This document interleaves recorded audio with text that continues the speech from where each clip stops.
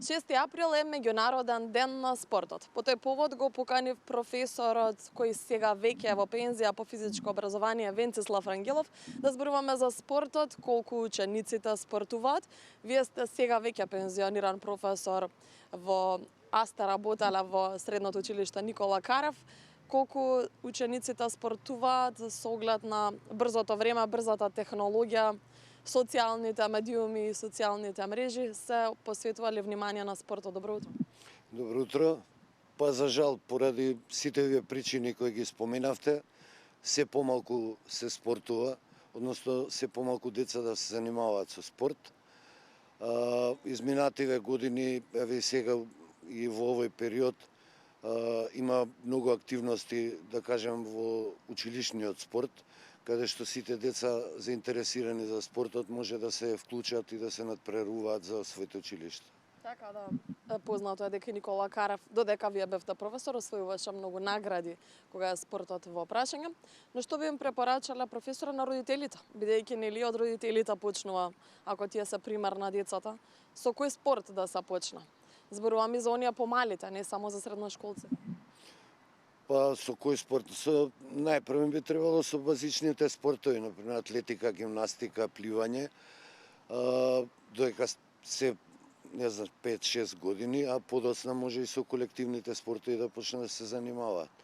Најважно е родителите да одвојат малку време, малку повеќе време за своите деца, да ги упатат на спортување, да ги носат на тренези на спорт кој тие сами ќе си го одберат, а со тоа може да кажеме да го градат нивниот карактер и моралните особини, навики спортски да имаат.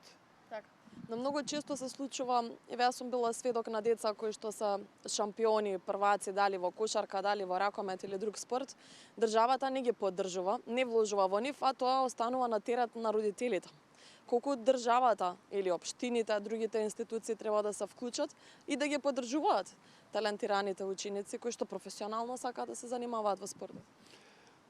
Па мислам дека тоа на институционално ниво треба да се реши финансирањето на училишниот спорт, да биде законски одредено, секоја општина одреден процент од својот буџет да го дава за развој на училишниот спорт пред се.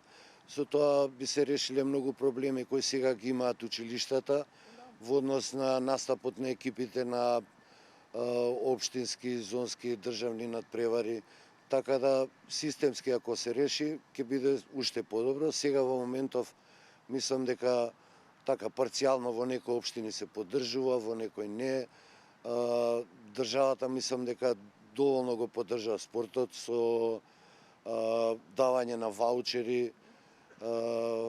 Така да мислам дека е доволно, али би требало системско решение да има за финансирање на училишниот спорт.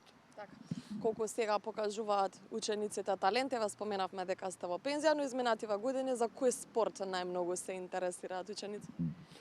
Па во средниво училиште највеќе има интерес за колективните спортови, да кажеме, кошарка, машки одбојка, девојчиња, футсал, ракомет, има интерес.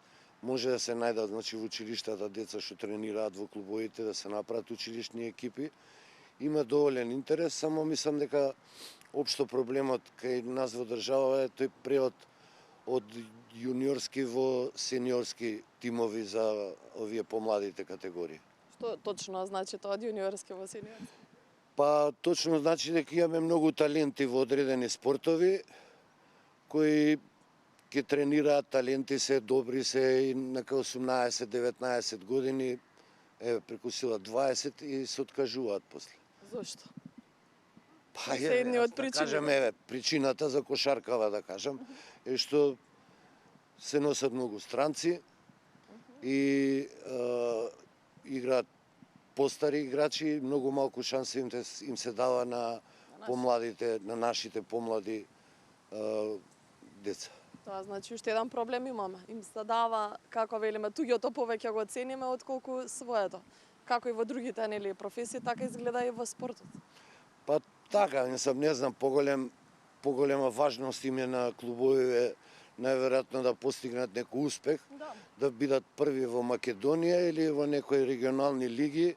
А моето мислење е така, а во меѓувреме додека се бркаат такви резултати, талентите, односно младите играчи не добиваат шанса и многу од нив се откажуваат. Така.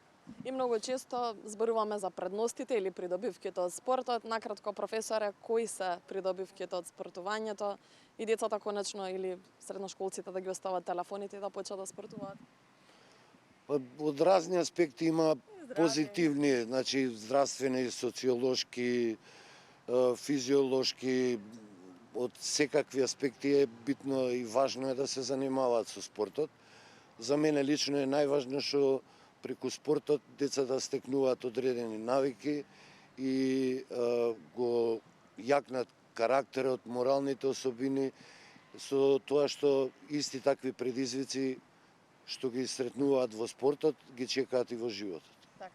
И сосема за крај, бидејќи споменавме заминувате во пензија по долги години професор по физичко образование во Средното училиште Никола Карев, каде сега ќе ги продолжите активностите? Дали имате во план со нешто друго да се занимавате или останувате во спортот?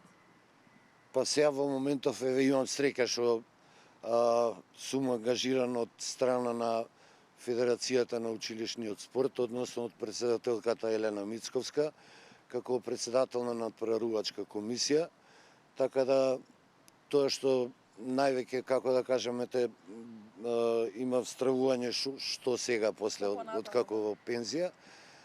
Сега сум ангажиран околу организација на надпреварите од зонско, регионално до државно ниво, што секако е супер за мене. Тогаш ќе ви честитаме среќни пензионерски денови, ќе правиме интервјуа и во тој домен. Ви благодарам. Благодарам на вас.